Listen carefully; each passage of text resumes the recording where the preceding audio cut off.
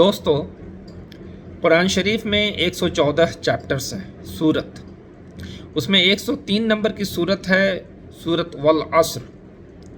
سورہ والعصر کے بارے امام شافعی کا مشہور قول ہے کہ قرآن میں اگر کوئی دوسری سورت نہیں بھی نازل ہوتی تو یہ اکیلی سورت ساری انسانیت کی ہدایت کے لیے کافی تھی، اور یقیناً جب ہم اور آپ اس پہ غور کریں گے، اس کی معنی پہ غور کریں گے تو پائیں گے کہ چھوٹی سی سورت اپنے اندر معنی اور مفہوم کا سمندر سموئے ہوئے ہے۔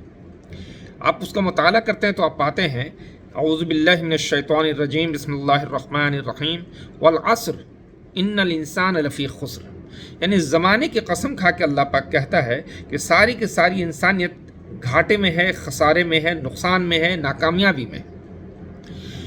الا الذین آمنوا، پھر وہ کچھ ایکسیپشن دیتے ہیں کہ ایکسیپٹ ان لوگوں کے، کون لوگ؟ جن کے اندر یہ خوبیاں پائی جائیں۔ کون سے لوگ؟ کون سی خوبیاں؟ الا الذین آمنوا، سوائے ان کے جو ایمان لائے، جنہوں نے یقین کیا، ایمان لائے۔ الا الذین آمنوا وعملوا الصالحات، اور اچھے کرم کیے، عمل صالح کیا۔ وتواصوا بالحق وتواصوا بالصبر، اور حق کی دعوت دی۔ حق کی دعوت دی یہ ایک کام ہے، اور حق کی دعوت دینے کے بعد جو پریشانیاں آتی ہیں، جو رکاوٹیں آتی ہیں، اس پہ صبر کیا۔ یہ سارے فیچرز جن کے اندر آ جائیں گے وہی کامیاب ہوں گے، اس کے علاوہ پھر کوئی کامیاب نہیں ہے۔ یہ اللہ رب العزت خود قسم، زمانے کی قسم کھا کے کہہ رہا ہے۔ ہم سب کو غور کرنے کی ضرورت ہے کہ ہم سب اپنے چاروں طرف برائیاں ہوتے ہوئے دیکھتے ہیں، لیکن ہم ہمت نہیں کرتے کبھی کسی کو حق کی طرف دعوت دینے کی اور برے کاموں سے روکنے کی ہمت نہیں کر پاتے۔ یقین جانیے کہ ہماری یہ کم ہمتی ہی اس معاشرے میں برائی کے پنپنے کا ذریعہ بنتی ہے۔ یہ الگ بات ہے کہ ہم کو حق کی طرف دعوت دینا اور برائیوں سے روکنے کا بھی ہنر سیکھنا ہوگا۔ بعض اوقات ہم ایسے دعوت دیتے ہیں حق کی جیسے لگتا ہے کسی کی تحقیر کر رہے ہیں، اور برائیوں سے روکنے کے لیے بھی جاتے ہیں تو اس طریقے سے جیسے کوئی ہم ڈکٹیٹر ہیں اور اگلے کو برائی سے روکنا ہے۔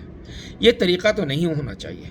طریقہ تو ہونا چاہیے ہمدردی والا، ایسا جیسے کوئی مشفق، اس کا جاننے والا، پیار کرنے والا ہمدرد جان رہا ہے کہ یہ انسان اس راستے کی طرف جا رہا ہے، اگر یہ اس راستے پر بڑھتا چلا گیا تو آگے یہ راستہ جنگل کی طرف لے جا رہا ہے، جس جنگل میں خطرناک جانور ہیں، ڈاکو ہیں، رہزنی ہو سکتی ہے، یا کوئی گھاٹی ہے جس گھاٹی کی طرف جانے پہ اس کی جان کو خطرہ ہے۔ میں کسی طریقے سے وہ محبت سے سرشار ہو کے روکنا چاہتا ہے۔ اس ہمدردی کے ساتھ اگر ہم نہی عن المنکر کریں گے تو انشاءاللہ اس کا فائدہ ہوگا، لیکن بہرحال ہم کو کرنا تو ہے۔ ہم اگر نہیں کرتے ہیں تو پھر یہ غلط ہو جائے گا، معاشرے میں برائیاں عام ہوتی جائیں گی اور پھر ہم کچھ نہیں کریں گے، اور ان برائیوں کے اثرات بالآخر ہم پہ بھی پڑیں گے۔ اگر محلے میں کہیں پہ گندگی ہے اور ہمارے گھر کے پاس صفائی ہو، ہم سوچیں کہ بھائی وہ گندگی تو دور ہے ہم سے، ہم کو کیا فرق پڑتا ہے، تو یقین جانیے کہ ایک نہ ایک دن اس گندگی سے پنپنے والی بیماریاں، اس گندگی پہ پلنے والے وائرسز، بیکٹیریاز، یہ الٹیمیٹلی ہم لوگوں کو بھی نقصان پہنچائیں گے۔ اس لیے جو اللہ کا حکم ہے کہ ہم بھیجے گئے ہیں اس دنیا میں تاکہ اللہ پہ ایمان بھی لائیں اور امر بالمعروف اور نہی عن المنکر کرتے رہیں۔ طریقہ یہ ہے کہ امر بالمعروف اور نہی عن المنکر کا جو احسن طریقہ ہے وہ طریقہ بھی ہم کو سیکھنا ہوگا۔ میں اپنے آپ کو بھی ایڈریس کر کے اور اپنے نوجوان عزیزوں سے یہ ایڈریس کرنا چاہتا ہوں، یہ ریکویسٹ کرنا چاہتا ہوں کہ اپنی زندگی کے مقصد کے بارے سوچیں۔ آج محرم کا موقع ہے اور ہم اپنی زندگی جس انداز سے گزار رہے ہیں، کیا یہ مناسب ہے؟ تو 2 منٹ کے لیے ہم غور کریں۔ دیکھیے، جب ہم جوان ہوتے ہیں، صحت مند ہوتے ہیں تو ہم بہت زیادہ سوچ نہیں پاتے، لیکن جب بوڑھے ہونے لگتے ہیں یا پھر بیمار ہوتے ہیں اور ایسی بیماری کہ ہم بستر پہ کنفائنڈ ہو جائیں، اس وقت تو غور کرنا پڑتا ہے۔ تو کبھی صحت کے انداز میں، صحت میں رہتے ہوئے رات میں بستر پہ جاتے وقت ایک بار غور کریں، کیا یہ طریقہ صحیح ہے؟ ہم اگر حسین رضی اللہ تعالی عنہ ان کا غم منا رہے ہیں تو کیا غم منانے کا یہ طریقہ ہے؟ اور اگر غم منا رہے ہیں تو کیا ہم جان رہے ہیں وہ کون سی عظیم شخصیت تھی؟ حضرت حسین کون تھے؟ حضرت حسن کون تھے؟ حضرت علی کون تھے؟ کیا ہم ڈیٹیل جان رہے ہیں ان کے بارے؟ اہل البیت کون ہیں؟ اہل البیت کی محبت کیا چیز ہے؟ وہ حدیث جو مسلم شریف کی حدیث ہے غدیر خم والی، کیا اس کے بارے ہم جان رہے ہیں؟ کیا حیثیت ان کی ہے ہماری نگاہوں میں، جان رہے ہیں؟ یا صرف ایک تفریح کا سامان ہم نے بنا لیا ہے، اپنے منورنجن کے لیے ایک ذریعہ بنا لیا ہم نے کہ ہم ایٹ ڈرنک اینڈ بی میری والی جو بات ہے وہ کر رہے ہیں؟ ہم کو اس پہ غور کرنا ہوگا میرے محترم بزرگوں، دوستوں، عزیزوں۔ یہ وقت بہت تیزی سے گزر رہا ہے، یہ گھڑی جو آپ دیکھ رہے ہیں، گھڑی کا کانٹا یہ ٹک ٹک ٹک کر کے گھوم رہا ہے اور ہماری زندگی سے ہمارے اوقات کو چھینتا چلا جا رہا ہے، ہم اپنے موت کے قریب جاتے جا رہے ہیں۔ اس سے پہلے کہ ہم موت کے قریب بالکل پہنچ جائیں، ہمارے پاس کرنے کو کچھ نہیں رہے، ہم اپنا محاسبہ کریں کہ کیا ہم یہ صحیح کر رہے ہیں۔ محرم کے بارے ہم کو یہ جانکاری لینی تھی کہ محرم کی کیا حیثیت ہے، محرم کی کیا عظمت ہے۔ محرم کے بارے یہ بتایا گیا، جو اوتھینٹک روایات ملتی ہیں کہ یہ سال کا پہلا مہینہ ہے، اور اس کے بارے جب اللہ کے رسول صلی اللہ علیہ وسلم مدینہ تشریف لائے تھے تو یہاں دیکھا کہ جو یہودی تھے وہ روزہ رکھتے تھے، 10ویں تاریخ کا 10ویں عاشورہ کا روزہ رکھتے تھے۔ اس کے پیچھے ہسٹوریکل بیک گراؤنڈ یہ تھا کہ اسی روز موسیٰ علیہ السلام کی قوم کو فرعون کے لشکر سے حفاظت ملی تھی اور فرعون کو اسی دن غرق کیا گیا تھا سمندر میں۔ تو اس خوشی میں وہ لوگ اس روزہ رکھتے تھے۔ تو اللہ کے رسول نے فرمایا، جس کا مفہوم ہے کہ اس روزے کے لیے تو ہم زیادہ مستحق ہیں، اور پھر انہوں نے روزہ رکھنا شروع کیا اور تھوڑا سا ڈفرینشیٹ کرنے کے لیے کہا کہ آئندہ سال اگر زندگی رہی تو میں 9ویں روزہ بھی رکھوں گا انشاءاللہ۔ لیکن اس کے بعد محرم کے آنے سے پہلے ہی اللہ کے رسول صلی اللہ علیہ وسلم اپنے مالک حقیقی سے جا ملے، یہ موقع نہیں آیا۔ تو ہمیں جو حکم ملا ہے وہ صرف یہی ہے کہ یوم عاشورہ کا روزہ اور اس سے ایک روز پہلے، یعنی 9ویں یا 10ویں یا 10ویں یا 11ویں اس کا روزہ رکھنا ہے، چونکہ یہ روزہ ماہ رمضان کے روزے کے بعد سب سے زیادہ اہمیت کا حامل ہے۔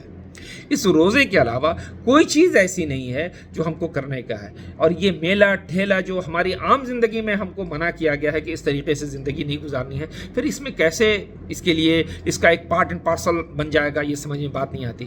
دوسری چیز، اسلام نے بہت منع کیا ہے فساد فی الارض سے۔